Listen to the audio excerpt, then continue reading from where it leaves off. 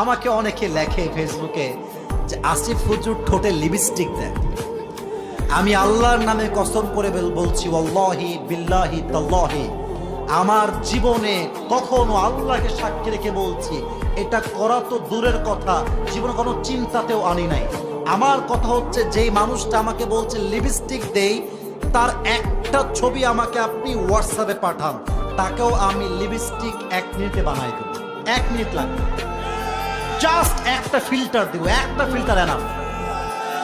প্রিয় ভাইয়েরা, আমরা ওয়াচ করি, মিডিয়ার ভাইয়েরা এটাকে রেকর্ড করে। এখানে 2-3 জনকে আমি চিনি, আদারওয়াইজ কাউকে আমি ডাকিও নাই, কাউকে আমি চিনিও না, ওয়াল্লাহি আল্লাহ কসম। কিন্তু ইউটিউবে যখন আপলোড হয় ভিডিওগুলো, অনেকে টিকটক চালায়। আমার কোনো টিকটক অ্যাকাউন্ট অফিসিয়াল নাই।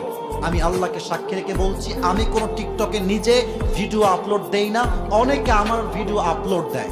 এখন কথা হচ্ছে, এই ভিডিওগুলো অনেকে ডাউনলোড করে নিজের মতো অ্যাপসে নিয়ে গিয়ে শর্টকাট এডিট করে, ফিল্টার দেয় ইচ্ছা মতো।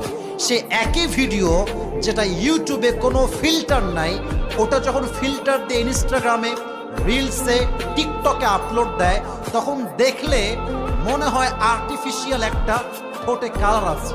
বাট আল্লাহর কসম করে বলছি, যে আমাকে অপবাদ দিচ্ছেন যে আসিফ হুজুর এই কাজটা করেছে, আপনি তওবা করেন, আল্লাহ আপনাকে বিচার কারবার দাঁড় করাবে যুবক ভাইরা, ঠিক কিনা বল?